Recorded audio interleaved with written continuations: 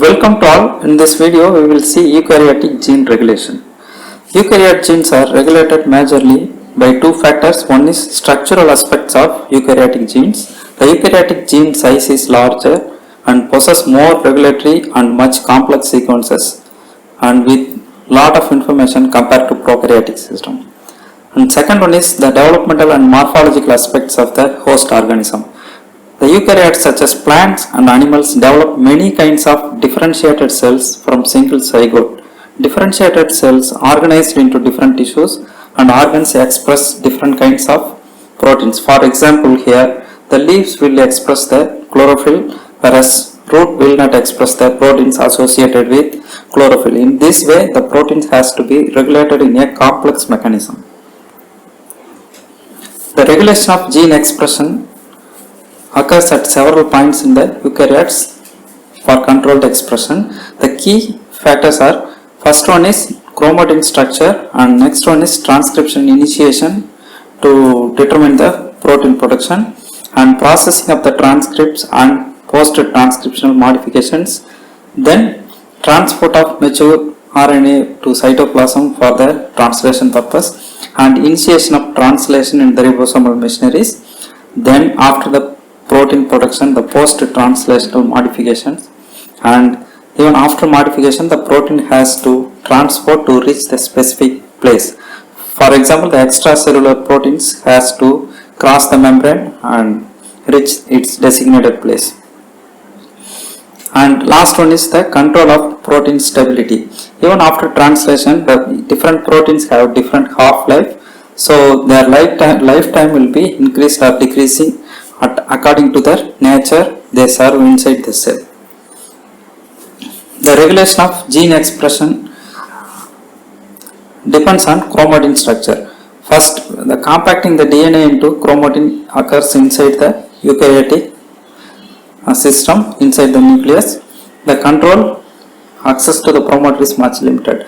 For example, here the DNA is highly condensed by tightly packed into chromatin, and this state is called off state. The polymerase is unable to bind to its promoter sites since they are tightly packed with histone molecules. Some kind of proteins called chromatin remodeling proteins play with it and unwind the DNA. Once the DNA uncoiling occurs, the DNA segments are released out, such as the data box region is exposed to enzymes such as RNA polymerase II, which is mostly involved in the production of mRNA for protein production. This may be altogether or either before the binding of RNA polymerase II with data box, the transcription factors binds with polymerase and recruit here, or else first polymerase will bind here and then transcription factors will come here. Then to further increase the transcription efficiency, another group of proteins called enhancer proteins, they may present somewhere far away from this region, may come, interact, and they also recruit another small group of proteins for cooperativity function and altogether significantly enhance the transcription efficiency in eukaryote system. So this kind of unwinding, after that the binding of polymerase, transcription factor and enhancer protein complex cause the transcription on state in the case of eukaryotic system. So this leads to initiation of the transcription. So the transcriptional initiation based on the strength of promoter elements, presence or absence of enhancer sequence, and the interaction between the multiple activator proteins and inhibitor proteins.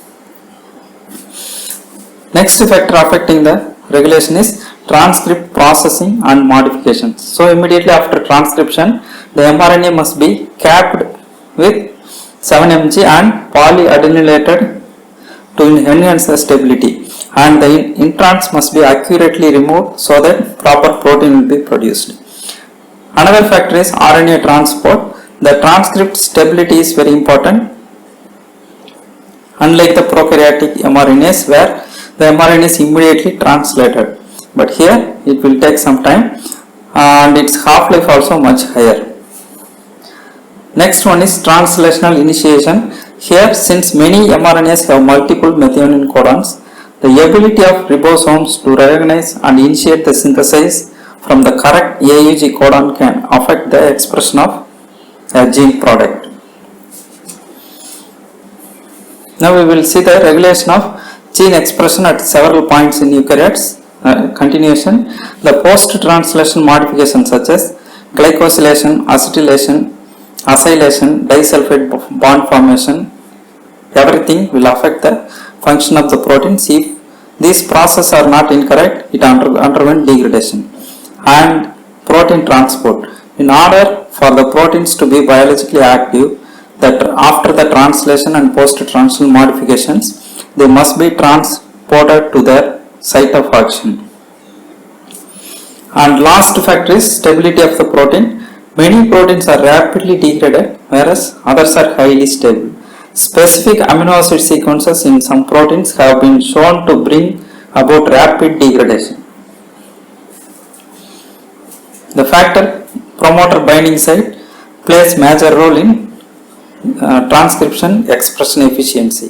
The major mRNA producing RNA polymerase II recognize three key signature sequences present in the promoter region. These are lies within 100 base pair of the DNA sequences.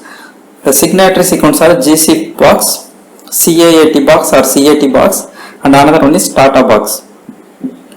The occurrence of mutation in signatory sequences affect the polymerase binding efficiency that resulted in decreased transcription or even absence of transcription. In addition to promoter sequences, mutations occurs in the upstream activation sequences, also known as enhancers, also affect the transcription efficiency. Now we will see about upstream activation sequences or enhancer. These components increase the transcription efficiency to several fold high. Mostly it exists far away, thousands of base pair away from the promoter region. It may be present either upstream or downstream, and it may work in the same DNA molecule of the same chromosome. These enhancers function in both directions, either from upstream to downstream or downstream to upstream direction, and they are popularly known as trans-acting elements to enhance the transcription. In addition, these enhancers recruits transcription factors to the site of transcription, and also they can capable to recruit the DNA modifying enzymes such as chromatin remodeling enzymes. The features of eukaryotic transcription regulatory proteins we will see here. Generally, the regulatory proteins contain a DNA binding domain, and mostly these proteins interact with one or more proteins through specific binding domains and binds to the nearby regulatory site where it has to activate the transcription process. So this way of interacting many proteins together for the activation is called cooperativity, and they can capable to modify the chromatin structure by recruiting chromatin modifying enzymes. And some of the regulatory proteins can do both. It can interact with many proteins and increase the transcription efficiency, as well as they can modify the chromatins. And these proteins act as a sensor when to turn on the gene and when to turn off the gene, and respond to the gene activation in correct time. Next key factor is chromatin remodeling in eukaryotes. The key process such as DNA methylation and acetylation are the common chromatin remodeling mechanism. Increased activation of transcription occurs through histone acetyl transferase activity. The process is called acetylation. Similarly, opposite to this, histone deacetylase, or popularly known as HDAC proteins, is associated with deacetylation and decrease the gene expression. Cooperativity and combinatorial regulation are the two key properties of enhancers. The cooperativity refers physical interactions between regulators, increases the occupancy of enhancers with the synergistic effects during transcription. The combinatorial regulation refers the action of two or more regulators imparts greater specificity than single regulators, and these two factors significantly enhance the transcription in case of eukaryotic system. Thank you.